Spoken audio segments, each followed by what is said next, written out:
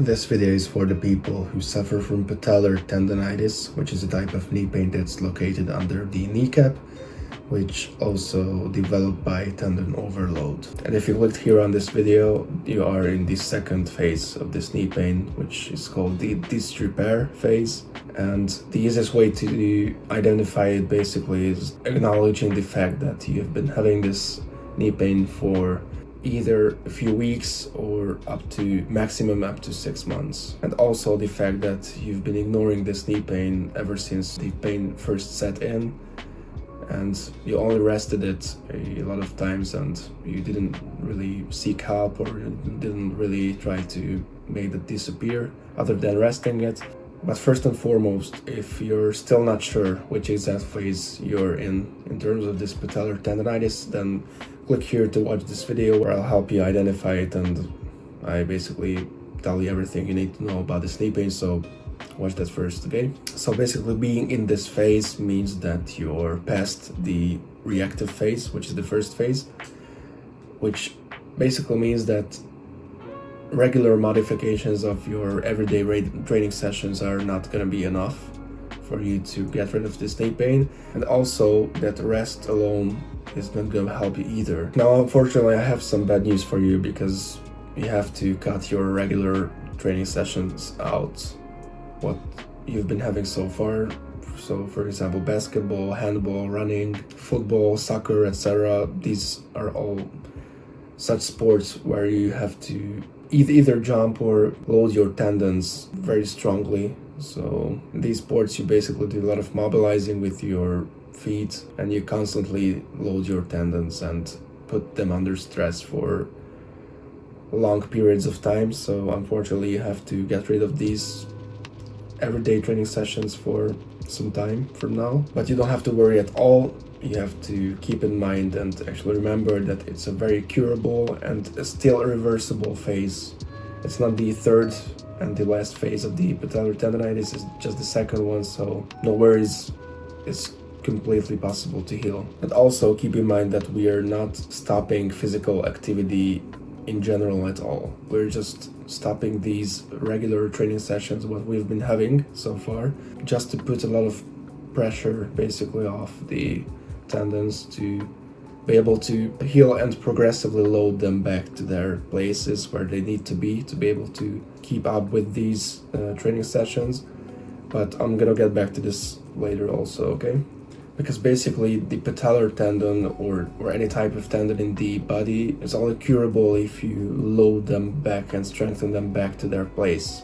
Like I'm always saying in literally every single one of my videos, that tendons work just as tolerance based as like alcohol or stress or cold shower tolerance or nicotine or anything like this. If you stop doing something for a certain period of time, your tolerance to it decreases. If you do it very intensely after a break, then not much good is gonna come out of it, you know? By the way, it's just a fun fact, you don't actually need to know this, but the reason why your tendons hurt, not your muscles, is because tendons are much denser stuff than muscles, and their strength and tolerance decreases much faster than muscles, and also both their strength and their load tolerance is much harder and slower to regain back to its normal place compared to muscles. So basically that's why you don't have any problems with your muscles yet, and I really hope it's gonna stay in this way. Basically what I'm saying is that you need to watch for your tendons much more than to your muscles. Now, this healing process is not gonna be as simple and even as fast as it is for the people who are in the reactive phase, but it's gonna be worth it, so you just have to trust me on this. I'm sorry that you have to cut out the regular beloved training sessions you've been having so far, but basically this is the only way it's gonna work, and it's gonna be cured forever and for good. So yeah, so to heal it, you're gonna have to get rid of the regular training sessions, and we're gonna introduce the isometrics to your life.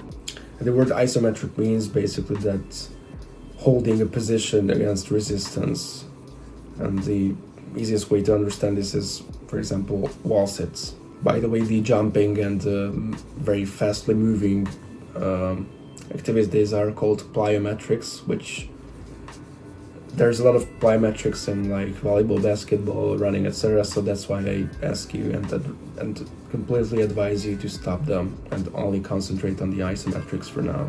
But first, if your pain is very insufferable, I'm speaking more than 5 or 6 out of 10, then I've got some ways for you to reduce it to normal level before getting into any of the isometrics. So first, I've shown this in another video of mine before, but here it is again. It's called the cross friction massage.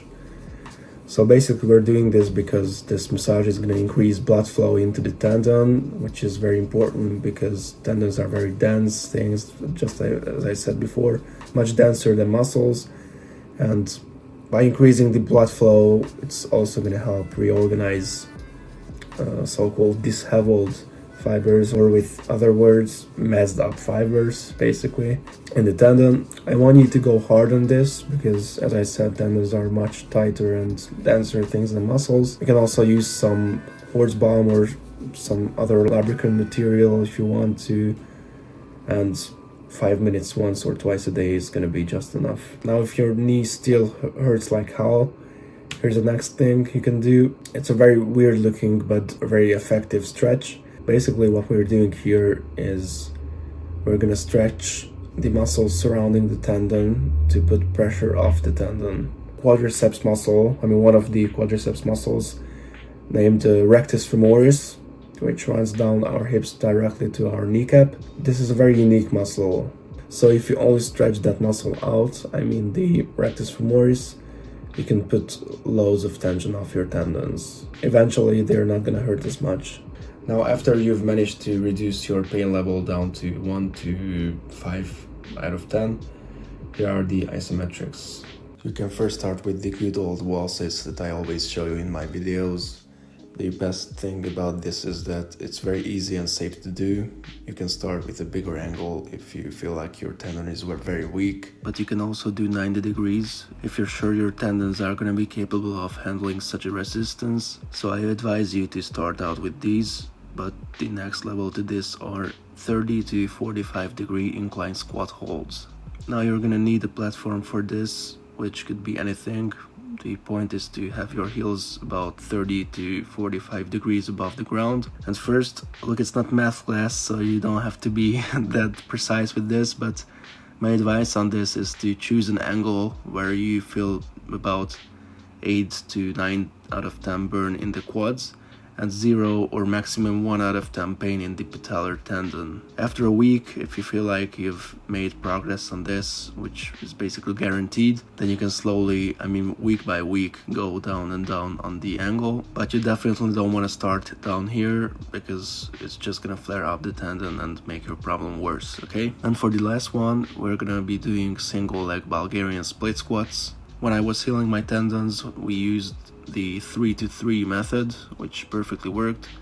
This is basically a rule by which you're gonna have to count from 1 to 3 when you're going downwards with the squats, and also 1 to 3 when you're coming back up. The keys to do this right is to squat with your leg that hurts and try to get into a lunge position. Try to have about 95% of your body weight on your front leg and about 5% on your rear leg. With other words, your rear leg is only there to basically keep you stable. When you're squatting down, keep your knee parallel to your foot to make sure to perform it right, okay? Now, as I'm always saying, if you wake up the next morning with a pain in your tendon, it means you most likely overloaded them, which means you have to do less reps or less seconds to keep your progress perfect and gradual, okay? Now, I'm glad I could help you. Please comment down below if any of these were helpful and what you feel about your knee pain after doing all of these exercises. And until the next video, as always, keep your knees out of trouble and treat them like royalty.